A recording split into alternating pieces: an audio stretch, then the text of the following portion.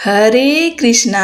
प्रिय भक्तजन, आप सभी का हमारे चैनल सुकून भरी बातों में स्वागत है। हर महीने आने वाली मासिक शिवरात्रि भगवान शिव के भक्तों के लिए एक विशेष अवसर होती है। यह व्रत न सिर्फ मन की शांति लाता है, बल्कि जीवन की हर परेशानी को दूर करने का आसान रास्ता भी दिखाता है। खासकर आश्विन महीना जो माँ दुर्गा की भक्ति से रंगीन होता है, इसमें पड़ने वाली मासिक शिवरात्रि तो जैसे शिव शक्ति का अनोखा संगम बन जाती है। इस साल 2025 में यह पावन व्रत 19 सितंबर को मनाया जाएगा। 19 सितंबर दिन शुक्रवार का है।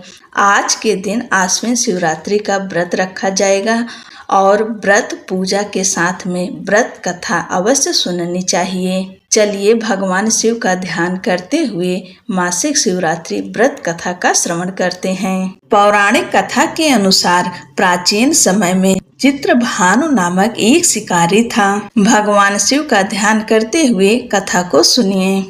वह रोज जंगल में जाकर शिकार करता और ऐसे ही अपने परिवार का पालन पोषण करता था। चित्रभानु उसी नगर में रहने वाले एक साहूकार का कर्जदार भी था और आर्थिक तंगी के कारण ऋण नहीं चुका पा रहा था। एक दिन साहूकार ने गुस्से में आकर चित्रभानु को शिव मठ में बंदी बना लिया। संयोग से उसी दिन मासिक शिवरात्रि थी। मासिक शिवरात्रि के कारण शिव मंदिर में भजन और कीर्तन हो रहे थे, जिसका बंदी शिकारी चित्रभानु ने पूरी रात आनंद लिया। अगली सुबह साहूकार ने शिकारी को अपने पास बुलाया और ऋण चुकाने के लिए कहा, जिसके बाद शिकारी चित्रभानु ने कहा, सेठ जी, मैं कल तक आपका पूरा ऋण चुका दूंगा। शिकारी के वचन को सुनकर सेठ जी ने उसे छोड़ दिया। सेठ से आजाद होकर शिकारी शिकार के लिए जंगल में गया, किंतु पूरी रात बंदी गृह में भूखा प्यासा होने के कारण वह थक गया और शिकार की खोज में जंगल में बहुत दूर आ चुका था, जहां से उसे लौटने में सूर्यास्त होने लगा, जिसके कारण उसने सोचा आज तो रात जंगल में ही बितानी पड़ेगी। ऊपर से उसे कोई शिकार भी नहीं मिला था जिसे बेच वो सेठ जी का ऋण चुकाता। यह सोचते सोचते वह एक तालाब के पास पहुंचा और भरपेट पानी पीकर सुस्ताने के लिए एक बेल के पेड़ पर चढ़ गया, जो उसी तालाब के किनारे पर था। उसी पेड़ के नीचे एक शिवलिंग था, जो पत्तियों से ढके होने के कारण नहीं दिख रहा था। कर्ज चुकाने और परिवार के लिए खाना लाने की चिंता में व्याकुल शिकारी चित्रभानु पेड़ पर बैठे बैठे बेलपत्र को तोड़ तोड़ कर नीचे गिराए जा रहा था। संयोगवश वो सभी बेलपत्र भगवान शिवलिंग पर ही गिर रहे थे। शिकारी चित्रभानु रात्रि से लेकर पूरे दिन भूखा प्यासा था, जिसके कारण उसका मासिक शिवरात्रि का व्रत हो गया था। कुछ समय बाद उस तालाब पर पानी पीने के लिए एक गर्भवती हिरणी आई और पानी पीने लगी।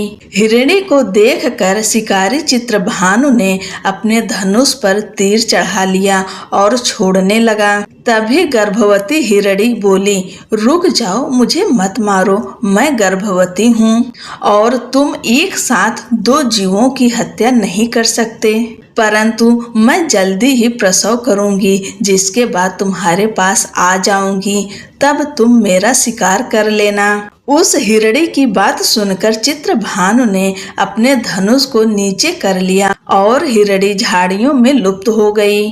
इस दौरान जब शिकारी ने अपने धनुष की प्रत्यंचा चढ़ाई और ढीली करी तो कुछ बेलपत्र टूटकर शिवलिंग के ऊपर गिर गए, जिसके कारण शिकारी के हाथों से प्रथम पहर की पूजा भी हो गई। कुछ समय बाद दूसरी हिरणी झाड़ियों से निकली, जिसे देखकर शिकारी के खुशी का ठिकाना नहीं रहा। चित्रभानु ने उस हिरणी का शिकार करने के लिए फिर से धनुष उठाया और तीर छोड़ने लगा। तभी हिरणी बोली, हे शिकारी, आप मुझे मत मारो, मैं अभी ऋतु से निकली हूँ और अपने पति से बिछड़ गई हूँ। उसी को ढूंढती हुई मैं यहाँ तक आ पहुंची। मैं अपने पति से भेंट कर लूं, उसके बाद तुम मेरा शिकार कर लेना। यह कहकर वह हिरणी वहां से चली गई। इस दौरान शिकारी चित्रभानु 2 बार अपना शिकार खो दिया था, जिससे और चिंता में पड़ गया। उसे सेठ जी का ऋण चुकाने की चिंता हो रही थी। जब शिकारी दूसरी बार हिरणी का शिकार करने के लिए धनुष पर प्रत्यंचा चढ़ाई तो फिर से कुछ बेलपत्र धनुष के टकराने के कारण टूटकर शिवलिंग के ऊपर गिर गए। ऐसे में पूजा का दूसरा पहर भी संपन्न हो गया। ऐसे में अर्धरात्रि बीत गई। कुछ समय बाद एक हिरणी अपने बच्चों के साथ तालाब पर पानी पीने के लिए आई। इस बार चित्रभानु ने बिना देर किए धनुष पर प्रत्यंचा चढ़ाई और तीर को छोड़ने लगा। तभी वह हिरणी बोली, हे शिकारी, आप मुझे अभी मत मारो। यदि मैं मर गई तो मेरे बच्चे अनाथ हो जाएंगे। मैं इन बच्चों को इनके पिता के पास छोड़ आऊं, जिसके बाद तुम मेरा शिकार कर लेना। उस हिरणी की बात सुनकर शिकारी चित्रभानु जोर से हंसने लगा और कहा, सामने आए शिकार को कैसे छोड़ सकता हूँ? मैं इतना भी मूर्ख नहीं हूँ। 2 बार मैंने अपना शिकारी खो दिया है, अब तीसरी बार नहीं खोना चाहता हूँ। शिकारी की बात सुन हिरणी बोली, हे शिकारी, जिस प्रकार तुम्हें अपने बच्चों की चिंता सता रही है, उसी प्रकार मुझे अपने बच्चों की चिंता हो रही है। मैं इन्हें इनके पिता के पास छोड़कर वापस आ जाऊंगी, जिसके बाद तुम मेरा शिकार कर लेना। मेरा विश्वास करो। हिरणी की बात सुनकर शिकारी को दया आ गई और उसे जाने दिया। इस प्रकार शिकारी के हाथों तीसरे पहर की पूजा भी हो गई। कुछ समय बाद एक मृग वहां पर आया। उसे देखकर चित्रभानु ने फिर से अपना तीर धनुष उठाया और शिकार की ओर छोड़ने लगा। तभी मृग ने बड़ी विनम्रता से बोला, हे शिकारी, यदि तुमने मेरे 3 पत्नियों और छोटे बच्चों को मार दिया है तो मुझे भी मार दो, क्योंकि उनके बिना मेरा इस दुनिया में कोई नहीं है। यदि तुमने उनको नहीं मारा है तो मुझे भी जाने दो, क्योंकि मैं उन 3 हिरणियों का पति हूँ और वो मेरी ही तलाश कर रही हैं। यदि मैं उन्हें नहीं मिला तो वो सभी मर जाएंगे। मैं उन सभी से मिलने के बाद तुम्हारे पास आ जाऊंगा, जिसके बाद तुम मेरा शिकार कर सकते हो। उस मृग की बात सुनकर शिकारी को पूरी रात का घटना चक्र समझ आ गया। मृग ने शिकारी से कहा, मेरी 3 पत्नियां जिस प्रकार प्रण करके गई हैं, उसी प्रकार वो वापस आ जाएंगी, क्योंकि वो तीनों अपने वचन की पक्की हैं। और यदि मेरी मृत्यु हो गई तो वो तीनों अपने धर्म का पालन नहीं कर पाएंगी। मैं अपने पूरे परिवार के साथ शीघ्र ही तुम्हारे सामने आ जाऊंगा। कृपा करके अभी मुझे जाने दो।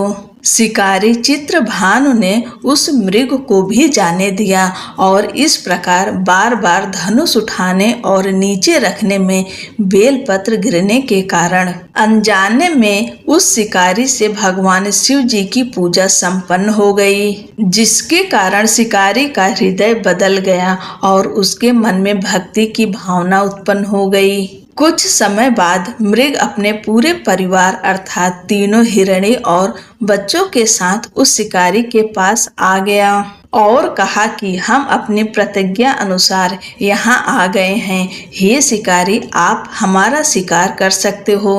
जंगल के पशुओं की सच्ची भावना को देखकर शिकारी चित्रभानु का हृदय पूरी तरह पिघल गया और उसी दिन से उसने शिकार करना छोड़ दिया। अगले दिन वो नगर लौटा, किसी और से उधार लेकर सेठ जी का ऋण चुका दिया और स्वयं मेहनत मजदूरी करने लगा। किंतु जंगली पशुओं की ऐसी सत्यता, सात्विकता एवं सामूहिक प्रेम भावना देखकर शिकारी को बड़ी ग्लानि हुई।